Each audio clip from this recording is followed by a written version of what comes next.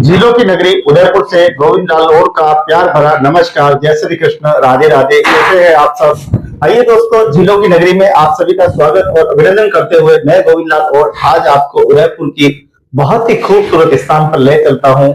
इस स्थान का नाम है बहुत ही शानदार सज्जनगढ़ के जस्ट पीछे कोरिया गांव, जहां आज हम गौ सेवा के सब भाव देखेंगे और वहां जाकर श्री उकारेश्वर गौशाला में महाराज श्री तुलसीराम जी और से मुलाकात करेंगे और उनसे जानेंगे गौ सेवा ही क्या किस प्रकार से वो कर रहे हैं।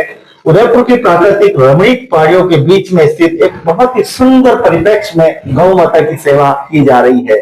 दोस्तों, पहले तो गौ माता बहुत ही वहां ज्यादा थी, लेकिन अभी गौ माता की जो संख्या है लगभग 22 से 23 संख्या है। इसके साथ ही और भी बहुत सारे वहां पर जो पक्षी है वो भी है और पशु है वो भी है, तो उन सब से आपकी मुलाकात कराइए। तो वीडियो के अंत तक आप बने रहिए, क्योंकि आज की सेवा का हर एक दृश्य आपको बहुत ही देखना चाहिए। बहुत ही सुंदर, बहुत ही मनोरम, बहुत ही मार्मिक दृश्य आप सभी को समर्पित है। मैं चाहूंगा कि आप इस दृश्य को बड़े ध्यान के साथ देखें और गौ सेवा के प्रति समर्पित भाव को समझने की कोशिश करें। तो लगभग तुलसीराम जी और महाराज लगभग 12 वर्षों से गौ सेवा के प्रति एक मन में जागृत हुई, भावना जागृत हुई, मुझे गौ सेवा करनी है, मैं गौ की सेवा करूंगा। ये शक्ति, ये भक्ति कहाँ से उनमें जागी ये तो परमात्मा ही जाने, लेकिन कहते हैं व्यक्ति का जीवन बदलते देर नहीं लगती। ऐसे ही बदलाव हमने अपने बड़े भाई साहब में देखा, जो एक कॉन्ट्रैक्टर हुआ करते थे, अच्छा खासा उनका काम चल रहा था और कई मजदूर उनके साथ काम करते थे, एक बड़ा स्तर पे उनका काम था, लेकिन अचानक उनके जीवन में एक परिवर्तन होता है और भक्ति के मार्ग पर चलते हैं और भक्ति के मार्ग पर जो है उनके एक नया जीवन की शुरुआत होती है। वास्तव में बड़े भाई साहब ने अपने जीवन में एक बदलाव किया और बदलाव करते करते आज वह संत की उपाधि में चले गए। आज वह भजन कीर्तन के माध्यम से अलग जगाने का काम कर रहे हैं। जो व्यक्ति एक समय भजन से कान बंद कर लेते हैं, लेकिन आज भजन करने लगा है, व्यक्ति हारमोनियम बजाने लगा है, पेटी बजाने लगा है, तो ऐसे व्यक्ति के जीवन में एक नया बदलाव, एक नया सृजन वास्तव में तो बहुत ही अद्भुत है। भगवान श्री कृष्ण की कृपा है। भगवान चाहे तो क्या नहीं कर सकते, परमात्मा ही हमसे कराता है। अगर हमें अच्छे काम के लिए ईश्वर ने हमको धरती पर भेजा है तो वास्तव में हमारे हाथों से अच्छे काम होते हैं। ओंकारेश्वर गौशाला में आप देख पा रहे हैं किस प्रकार से यहाँ की सारी व्यवस्थाएं रहती है, किस प्रकार से महाराज जो है पूरे दिन सेवा भाव से लगे रहते हैं। यहाँ गाय माता, कुछ गाय माता दूध देती है, कुछ गाय माता तो बिल्कुल ही बीमारी की हालत में है। समय समय पर जो है डॉक्टर साहब आते हैं, उनको चेक करते हैं, जो उनको दवाइयां देते हैं, इंजेक्शन देते हैं। समय समय पर गौ माता की सेवा हो रही है।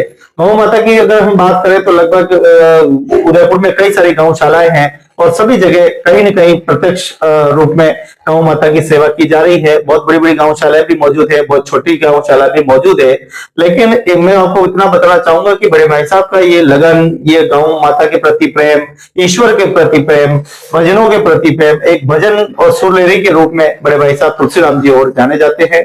और हमेशा वो इस सेवा को कैसे करे, हमेशा वह सेवा के समर्पित भाव को कैसे करे, इसके लिए प्रयास करते रहते हैं। और सेवा के समर्पित भाव बड़े भाई साहब को श्रेष्ठ, उच्चतम एक गौ सेवक के रूप में जाने जाते हैं। गौ सेवा का जो संचालन है लगभग 12 वर्षों से बड़े भाई साहब करते आ रहे हैं। अपनी जितनी भी आमदनी होती है, जितना भी कटेक्शन से जो भी आमदनी मिलती है, वो सारा का सारा गौशाला में समर्पित कर देते हैं। हमारा पूरा परिवार गौशाला को समर्पित है। कई सालों से मैं भी सोच रहा था कि इस व्यवस्थाओं से मैं भी जुड़ूं और मैं भी कहीं न कहीं कितना भाई साहब, बड़े भाई साहब का जीवन में परिवर्तन आया तो हमारे जीवन में भी परिवर्तन आके रहता है। तो कहते हैं आम के हमेशा आम ही लगते हैं, कीकर के हमेशा कीकर लगती है। तो जैसा पेड़ लगाओगे वैसा ही फल पाओगे। पेड़ ही अच्छा है तो फिर अच्छे फर्क से होंगे। तो कहीं ना कहीं आज हमें भी लगा कि कहीं कहीं हमें भी जाके खड़ा होना चाहिए बड़े भाई साहब के साथ में और हिल मिल कर हमें इस गौशाला का संचालन कैसे अच्छा हो, हम ज्यादा से ज्यादा सेवा कैसे कर पाए, ज्यादा से ज्यादा हम गौ माता के प्रति लोगों के दिलों में जागृत सेवा करें। एक बात बहुत अच्छी लगती है मेरे को, जहाँ जहाँ गौ माता जहाँ रहती है श्री ओंकारेश्वर गौशाला में, आप देखिए कि श्री ओंकारेश्वर गौशाला के आसपास पूरी रमणीक पहाड़ियां हैं, बहुत सुंदर सुंदर प्राकृतिक पहाड़ियां हैं। सुबह होते ही कोयल की कूकू, चिड़िया की चहक और कई पक्षियों की आवाज सुनाई देती है, नदियों की वो धारा की आवाज सुनाई देती है। लेकिन आप यकीन नहीं करेंगे, रात्रि को जब भी रात का अंधेरा होता है ये आवाजें सारी बदल जाती है, डरावनी आवाजें आती है, शेर, चीते और ऐसी ऐसी डरावनी आवाजें। जो पानी सुबह शोभा बढ़ाया था वही पानी रात की आवाज आप जानते हैं किस प्रकार से डरावनी और खौफनाक आवाज हो जाती है। नदी के तट पर ऐसा लगता है जैसे हम गंगा नदी के तट, और गंगा नदी कहना भी चाहिए क्योंकि हमारे उदयपुर की इस दक्षिणी राजस्थान की पठारियों से निकलने वाला पानी, पहाड़ों से निकलने वाला पानी सीधा का सीधा गंगा नदी के तट पर जाता है। तो हमारी गौ माता बहुत ही भाग्यशाली है कि यहाँ जो पानी पीती है या हम कुछ भी इसमें पूजा करते हैं तो सारा पानी सीधा का सीधा गंगा नदी के ओर जाता है। बड़े भाई साहब को बहुत बहुत हम धन्यवाद देंगे कि हमें हमें एक अच्छे मार्ग पर लेके चल रहे हैं, हमें एक जागृति के मार्ग पर लेके चल रहे हैं पूरे परिवार को। कहते हैं जिस कुल में कोई संत जन्म लेता है वह कुल बड़ा उच्च कोटि का संत होता है जिसमें संत परिवार जन्म लेते हैं।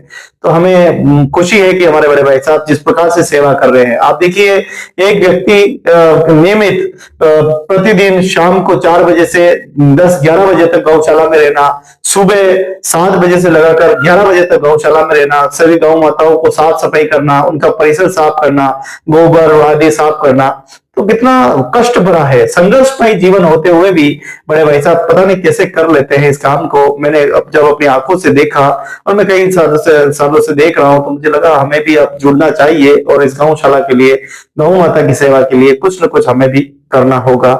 इसी संकल्प के साथ, इसी सेवा के साथ, एक आत्मनीय विश्वास के साथ मैं आप सभी को इस वीडियो के माध्यम से, ये पूरी झलक जो आप देख रहे हैं, ये पूरा जो परिप्रेक्ष्य आप देख पा रहे हैं, ये वास्तव में अद्भुत है, वास्तव में सराहनीय सेवा है। बड़े भाई साहब को हम धन्यवाद देंगे जितना कि को हमारे परिवार में हम जब छोटे थे तब हमारे पशु बहुत सारे रहा करते थे। हमारे दादाजी के सब पास ऊंट भी थे, ऊंट घोड़े भी थे, गधे भी थे हमारे पास में, बकरियां भी थी, कई सारे भेड़े भी थे। मतलब हम शुरू से ही पशु प्रेमी के रूप में हमारा परिवार था।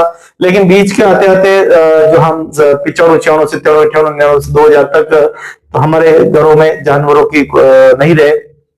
फिर बाद में जब बड़े भाई साहब ने इसकी शुरुआत की 2012-13 में तो शुरुआत की, उसके बाद तो ये निरंतर गौ माता की सेवा किए जा रहे हैं और हमें बहुत अच्छा लगता है। मैं चाहता हूं कि आप सभी भी इस गौ सेवा के भाग्यशाली बने।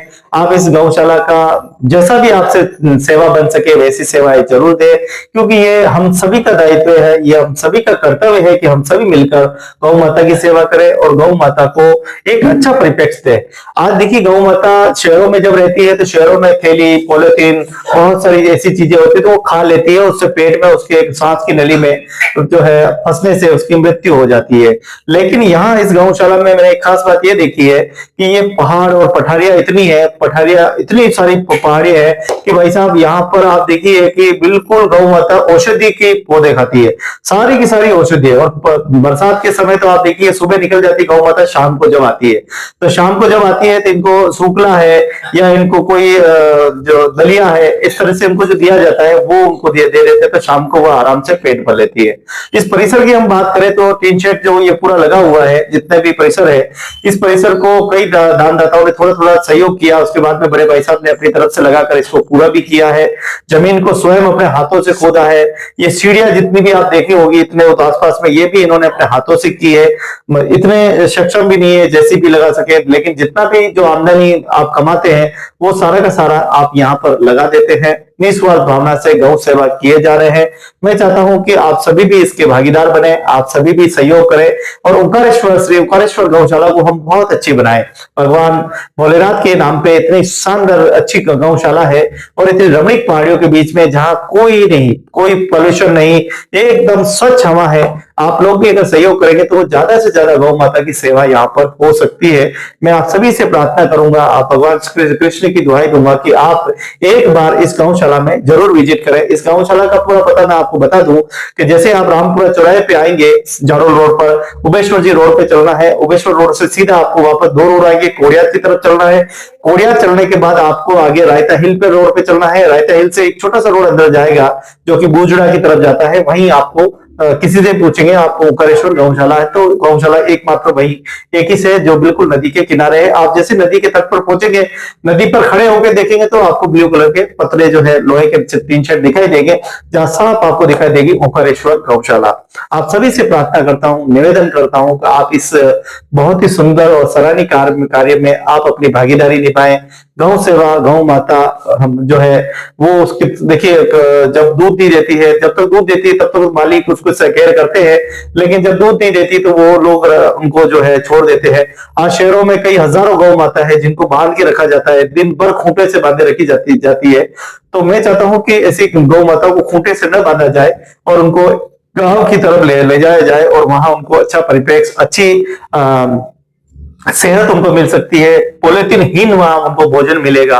पूरे पहाड़ों में कितना घूम फिर कर वो आराम से आती है और रात्रि को जब दृश्य देखते हैं तो बड़ा ही मनमोहक दृश्य रहता है। इसकी सुरक्षा के लिए हमारे पास यहाँ पर एक हमारा कालू है और उसके साथ भूरी लाल है और उसके बाद 6 डग है। अगर ये डग इतनी खतरनाक है, 6 एक साथ हमला कर देती है, कभी कभी तो मेरे ऊपर भी दौड़ पेती है। उनको लगता है खतरा है तो ये सारी की सारी टूट पड़ती है और हमला करने के लिए आ जाती है। तो मुझे अच्छा लगता है कि गौशाला की सेवा में हम सब समर्पित है और पशु पक्षी के प्रति भी हम सब पशु प्रेमी के रूप में, पक्षी प्रेमी के रूप में हम सभी काम कर रहे हैं। आप सभी से अपेक्षा है कि एक बार आप श्री ओंकारेश्वर गौशाला में जरूर पधारें और महाराज श्री को जैसी भी आप सेवा दे सके जरूर दीजिए।